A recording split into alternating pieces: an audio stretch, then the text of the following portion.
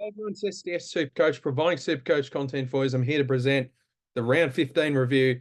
The buys are over, thank goodness, and I'm in a much better mood this time round because we did score fairly well. This is our second best round of the season, so in a much better mood. I think there are only two premiums I had in my side that scored below the tons. So that's really good. Also had a really good rookie, score of 99, which will be his final week in the side. But um, yeah, anyway, let's get into it. So yeah, I am in a much better mood. I felt like I deserved this after last week's disaster. Felt like I deserved a bit of a bounce back round. So we scored 2,134. It was looking a lot better before the Sunday games, but the Sunday games happened.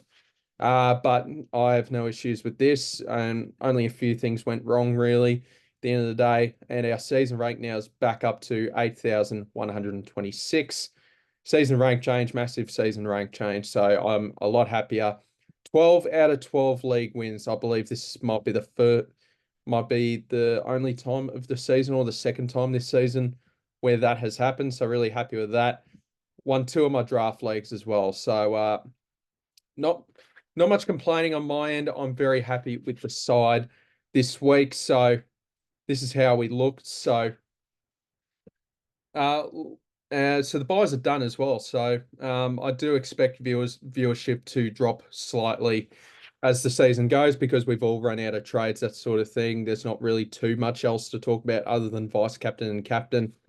But I will be doing one, maybe two trades this week. We'll see. But I'll talk about that in the trades. Luke Ryan, 93. Um, yeah, I think a few people have said this, but we heard that Long Muir during the week basically had a crack at the Freo blokes for chipping it around, getting cheap stats. So wonder if that's affected Ryan. He's been great all year for me, one of my best picks this season. So I'm not too fussed, but yeah, oh no, sorry, it was three players scoring below a ton. One, two, three primos scoring below a ton. Luke Ryan obviously had a disappointing couple of weeks, but yeah, I don't think he actually had that many kick-ins, so that's all right. Harry Sheezel, probably one of the safest players in the game. I was actually flirting with the idea of chucking the captaincy on him.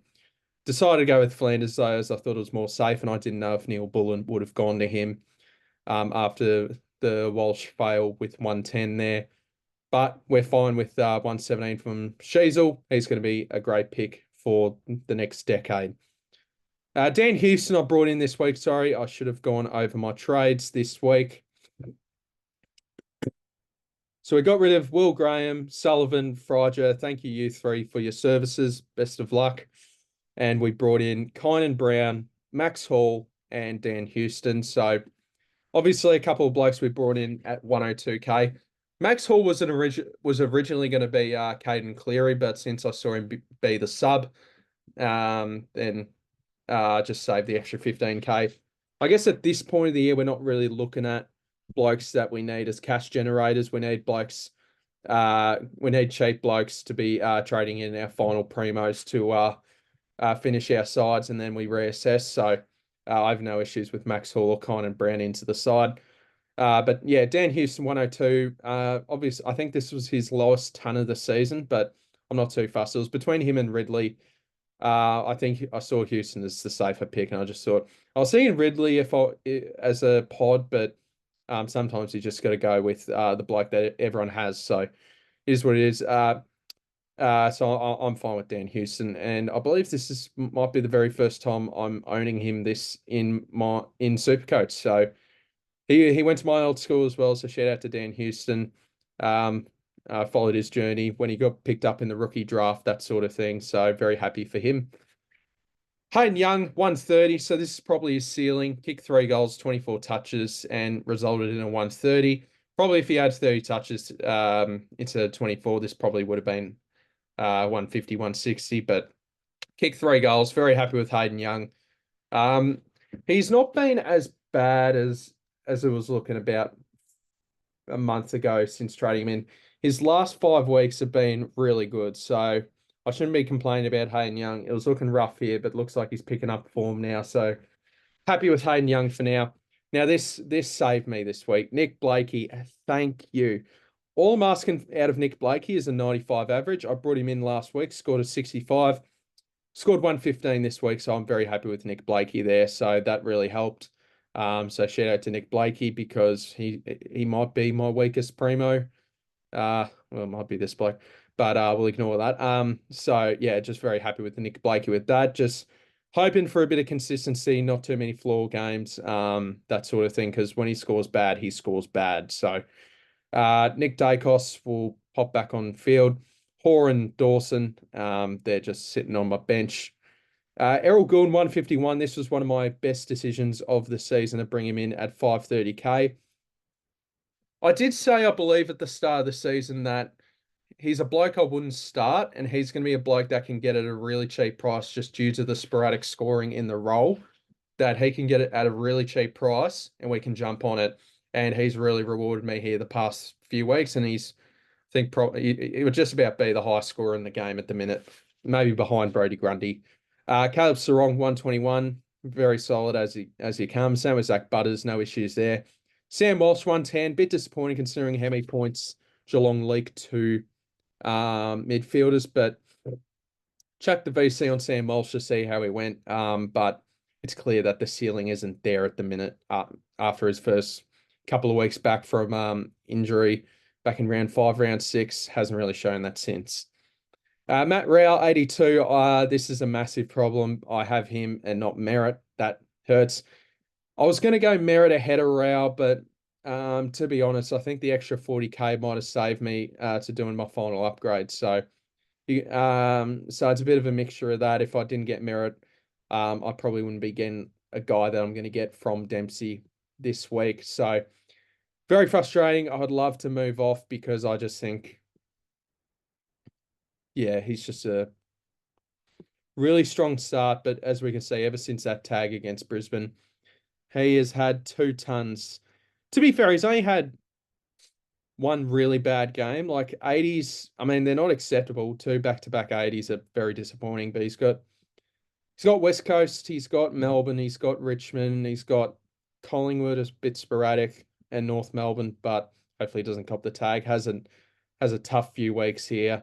So yeah, not ideal. So how many games at home for the run home? Only 4. Okay. Yeah, I'm on 5 trades. I don't think there's really much I can do. There is a trade idea I'll show you guys in a sec, but very frustrating with Rowell. Just need him to somehow average 105 plus for the run home. That Richmond matchup though is very juicy for my leagues, and if I make any grand finals in leagues, that would be great. Tom Green, thank goodness, bounce back 153. I mean, we've been asking for a bounce back for a very long time. We finally got it. So that gives me a little bit more confidence going forward, but the concerns are still there, but very happy with Tom Green this week. So shout out to Tom Green. Kynan Brown, I brought in this week, 102k mid forward, provides a bit of DPP. So I had 19 players playing this week. So ideally he wouldn't have been sub, but I had 17 of the 19 being primos this week, where it was just Brown and Dempsey, just the rookies on field. And I will get to Dempsey in a sec, but when I saw that 99, he basically scored like a primo. That's where I didn't really care how Kynan Brown went. 21 in about 10 minutes is really good. Bond, Dawson, and Hall. I brought in Max Hall over Geordie Payne. That could come to bite me, but I think he could be a type of player that St Kilda could bring in at some point during the year, but I don't massively need his cover. I just needed his 102k price point, so I thought I'd get in Max Hall. Same with Sard. So basically the ideal, brought him in a couple of weeks ago. Basically the situation with Sard is he's a 102k defender mid that I can slot onto my bench, and he provides extra cover so I can swing people.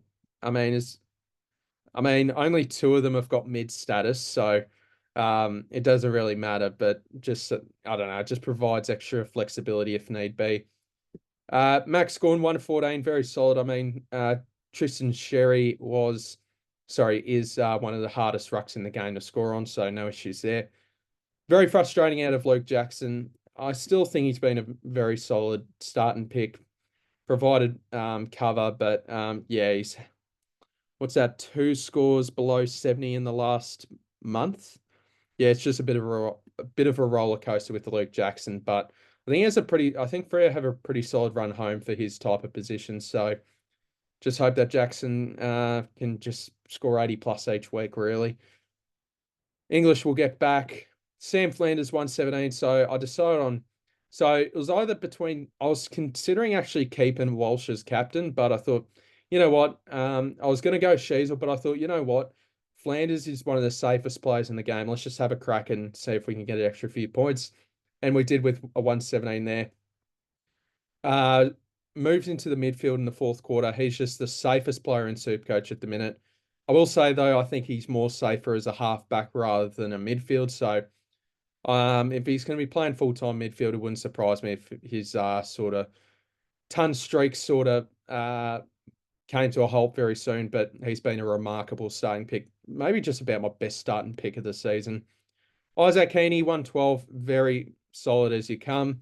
Heaney has rarely let us down this season. He's just been a monster every single week.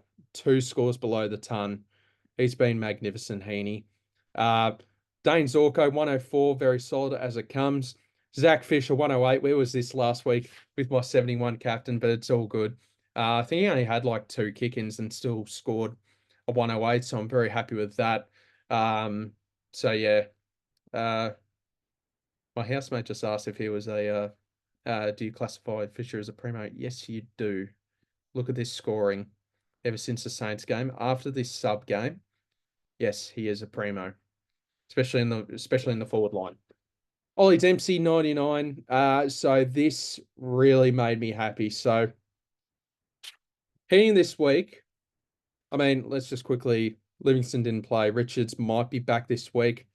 Should probably come straight back in if he's back. And then Dowling, let's just hope he keeps his spot. But basically, I had a golden plan this week. I've got 111k banked. So basically the point is I needed Dempsey to match Curnow to some extent points wise.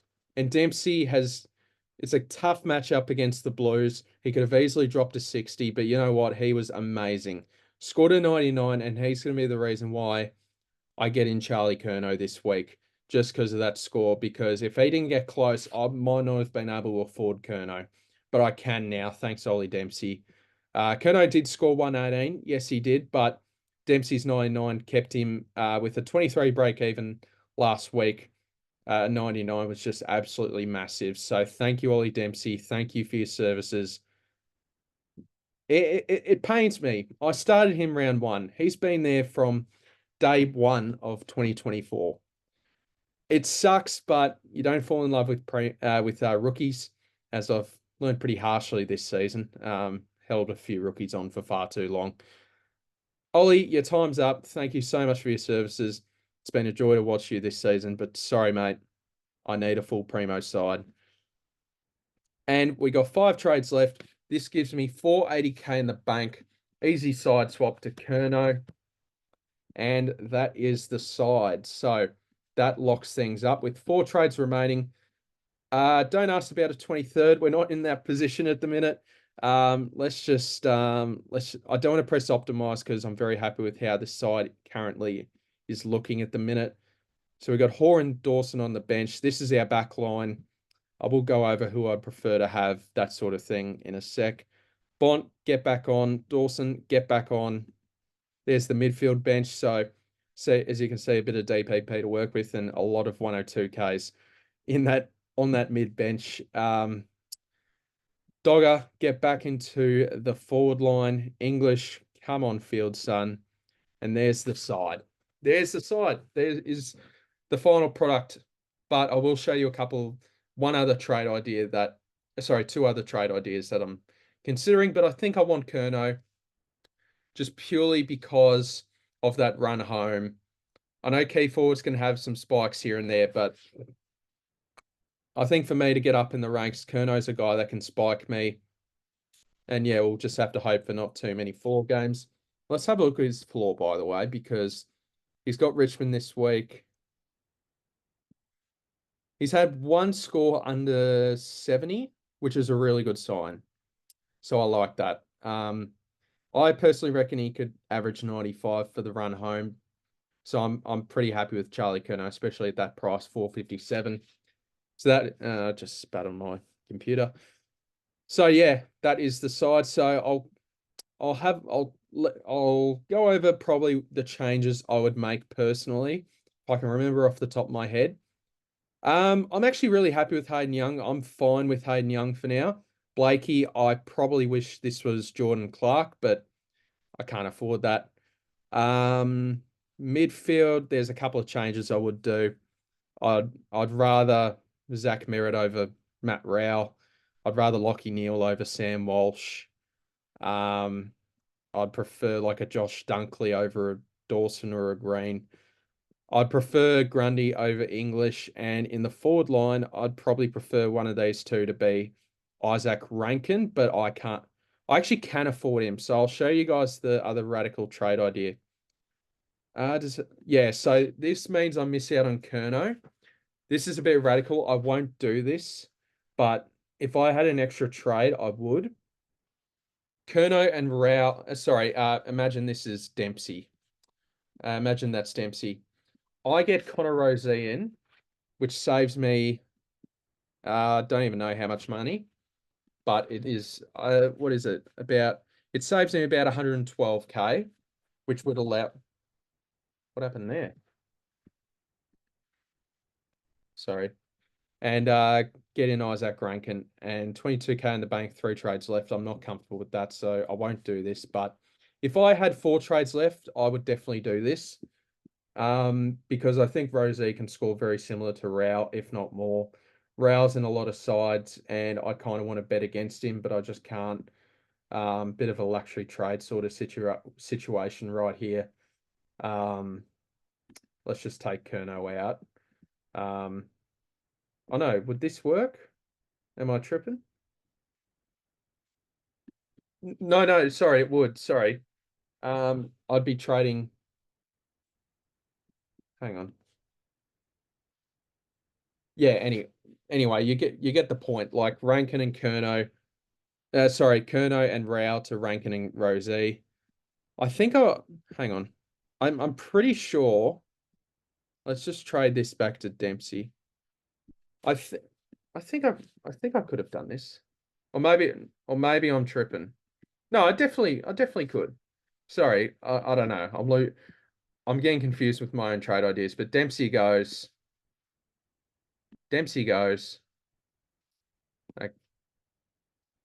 Okay. This sorry about the delay here. Supercoach is tripping. Uh whatever. You guys saw the idea. Would have been trading Dempsey and Rao to Rozee and Rankin, which I think would have been possible. It would have been possible. Would have left me with 22K in the bank. Got 4 trades left, 23,400 in the bank to work with, which is fine. I mean, I would prefer this to be like 80 plus K, but can't have everything. 4 trades left. Some other things I'm considering. I mean, I could go Caldwell instead of Curnow, would leave me 4K in the bank. So I think I'll just go Charlie. The extra 20K might come in handy with an injury trade. Like say Nick Blakey gets injured, and like 521K, who does that even get you? Like that doesn't really like let's say he gets injured. Who would you bring in? Like Nick Newman, you'd probably get in Nick Martin, wouldn't you? So you can see why the extra money comes in handy because a guy like let's say Matt Rowell gets injured in 2 weeks and it's a really low price, then an extra 100K could come in wonders. So that's why I usually like having money in the bank for the run home, but I don't in this situation. Another thing I'm looking at, not this week, but next week, maybe for extra cover, is Sean Maker. Oh my God. Sean Maker. So that would save me about 30K, leave me 54,300 with 3 trades left. But I think my preferred plan for the run home, we'll cross that bridge when we come to it with like plays missing a week and stuff like that, because I would prefer to have a 23rd. My cover right now is Dowling, Kynan Brown, uh, or if he comes back, and Joe Richards. But I think Joe Richards might be back this week or next week. Just hopefully no 1 week injuries here for this week, and then we reassess. But my big plan is, and the reason I've sort of held Joe Richards is one, he can be cover for the short term, and I can loop with like him and Dowling, but also Richards has a negative 36 break even. If he can just play for a few weeks, and if we can get a bit of luck for a few weeks with Primos, he can get to a very high price, and then you swap him for a 23rd. That's sort for a really fallen 23rd guy, ideally with mid forward status. I don't know. I couldn't tell you who that would be. I couldn't tell you who that would be, but that's sort of my plan. Or if it's not Richards, it's Billy Dowling with the negative 46 break even. So it's one of those guys. I mean, you have a look at forwards that could become cheap as a 23rd. Ideally, has to be. I mean, I'd want my 23rd to have DPP so he can cover all lines if possible. With DPP only, so you would have a look at guys that have dropped in price. So I don't know who this could come to. Could come to no, I'd need a mid forward. Like a Shy Bolton could become, what's his break even? 92. I don't know. He could become super cheap. You could look at Taylor Adams if he drops a bit of coin. Are there any? So just sort of guys here, maybe a Zach Bailey, a Tom Powell if he can somehow regather that form. Matthew Kennedy, Archie Perkins, like these sort of type of blokes I'd probably target for them to be my 23rd. Sam Draper's now a forward. I did not even realize that. I have no interest. So yeah, that's sort of my theory. Joe Richards, if he can get back in the side, make a bit of money, I can side swap him, and that would leave me with 3 trades for injuries, which I think is fine. You wouldn't want to go any lower than 3 for injury trades unless you had 24 primos. So what else do I need to talk about? Vice captain and captain. So who looks appealing to me? I actually think this is not an easy round for captains, also purely because of the tag now. That has probably affected some of our picks for captaincy. So Brisbane versus Melbourne. Gawn, I think, struggles against the Big O. I mean, I know the past couple of games prove otherwise, but I know his previous form proves otherwise, but yeah, look, yeah, he's had a couple of really good scores against Brisbane, but I don't know. I think the Big O is pretty restrictive. So I'm probably looking at a Dane Zorko as a vice captain. He's an option that I like. North Melbourne Dogs. I think Bont's a good captain option regardless. You look at Harry Sheasel, of course, but that's a tough Dogs midfield. Could Harvey Gallagher go to Sheasel? He might go to LDU instead. Sydney Freo doesn't really interest me. No option really appeases me. Sam Flanders as pure safety. You got Nick Dacos, but Gold Coast are pretty tough to score on. Adelaide Giants doesn't really appeal to me. If you have Zach Merritt, I think he's a fantastic option. I wish I had Zach Merritt. That really hurts. I don't have anyone for this game. Oh, I have Sardell Hawley, of course. Hawley. Butters, no, due to the tag of Windhager on the cards. But we do have Dan Houston, who's interesting. I don't trust the captaincy on Walsh or Curnow. If this game was 145, I'd probably have a crack at Charlie as a vice captain, to be honest. West Coast Hawthorn, I have no players. So, what am I thinking? Do I trust Dan Houston with the captaincy? I don't know. I don't know just yet. If this was earlier again, I'd chuck the VC on Houston. For me, I mean, you got English against Cherry. That's terrible. This is tough. Probably Zorko might be a good option. If not, like Flanders,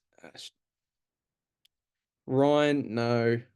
Yeah, it'd probably be maybe a Zorko into a Bont or Flanders early days, or it might be VC Bont into Flanders. I don't know. Two of those three, I could change my mind though. So we'll see. As you can see, my projected, I mean, it's fairy dust projections. I mean, Max Scorn's projected a 79 against Brisbane. So that's all that needs to be said about projections on how realistic they are. All right, let's check some of the leagues. The SDS SuperCoach League. I'm back in the top eight. I'm back in the top eight in my league. So I've won this league back to back. I don't think that'll be the case this year. I dream of Heaney Zane. Shout out to him. 274. I'm rooting for you, mate. I'm wishing you all the best for the run home. Hope you can do it strong. Let's have a look at his side, actually. That is a really good back line. He's got a 7th defender. That's good. He's got LDU. Nice. Anderson, yep. He's got Bont and Dawson, so that's a pretty good midfield. Yep. Gee, that's a good. And he just needs to do one upgrade. I think that's all he needs to do. Just make one upgrade in the forward line. If he can get Rankin, that is a bloody good side, and I think he's probably a red hot chance at winning this league. You got Stephen, the newcomers as well, who's doing extremely well as well to be first there.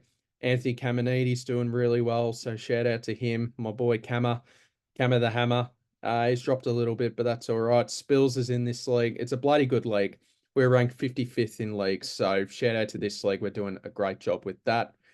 And the SDS Times Pro League, not going as well, but Tom Finny Q Quest, who's a mate, one of my mates' brothers' mates. So shout out to Tom. He's having a really good season. So he's doing really well. Where am I?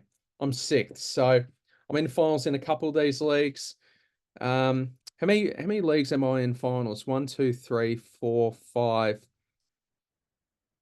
6. So I'm in 6 leagues. The Squadfathers League, the content creators sort of league, or this is Abs League that he created with all the top dogs, and I'm sitting right there in 17th, but I did get the win against the Dazzler from SuperCoach Edge. So shout out to him, beat him in a couple of leagues. So sorry, mate, that probably hurt you a fair bit. Yeah, so yeah, there are some leagues where I'm going absolutely terrible in. There are other leagues where I'm in the top 8. The money league's really the one I'm eyeing up here. I'm currently 5th. What am I, the 3rd best rank? Oh, Super Shane's looking good. Yeah, if I can find a way to win that money league, or just make the grand final, that'd be clutch. Yeah, I guess we'll quickly go over the most traded in, most traded out players as well. While we are at it, Clayton Oliver, yeah. If you can, please get rid. Worry about him for 2025. If he can have a fully fit preseason, what he's averaging right now, he'd be priced at 489k. If he has a full preseason, are you really saying no to that? So yeah, Clayton Oliver, worry about him next year. This year he's cooked. Jai Clark, perfectly fine. Nat Fife, yeah, I think he's slowing up now. Breville, yep, it's fine. I think most of these blokes are fine to get rid of to finalize your final upgrade. So I have no issues with people getting rid of any of this. I think all of these I agree with. Sexton you could maybe keep, but I think he's starting to play a bit more wing. Brown, perfectly fine. Schoenmaker is covered, that's good. Dowling, yeah, that's fine. Rankin, very good if you can get him. Rosie, very good. If you have Clayton Oliver, I'd swap to Rosie. That will be bloody easy to do. Curnow, yep, good option. Logan Evans, perfectly fine, 102k. Yep, all these are good options to bring in. So I'll leave it there, guys. Thank you guys so much for watching, and I'll see you guys in the next video. And I wish everyone all the best for the run home. Thank you, everyone that likes, comments, subscribes, dislikes, that sort of thing. So I do appreciate it. All the support this year. There'll be a few things on the cards for next year, that's for sure. There's a couple of ideas I'm certainly looking at doing. And probably just boosting content, because I feel like I've been a little bit slack on it this year, so I'll certainly look to bounce back next year. don't worry, it's not a good buy. I'm still going to be doing, I might be, think probably 2 videos a week would be my guess for the run home. Like there isn't too much to talk about. Maybe a live stream instead of final trades, that sort of thing. And it's another thing as well. You kind of want to keep, as a lot of people watches your videos, which I really do appreciate, but you almost sort of want to keep your cards pretty close to your chest for the run home, because there are people in other matchups that might be watching my videos on what I might be doing for especially vice captain and captains. So that sort of thing. So thank you guys so much for watching. I might do a live stream each week and just talk a bunch of crap. So thank you guys so much for watching. I'll see you guys in the next video. Cheers.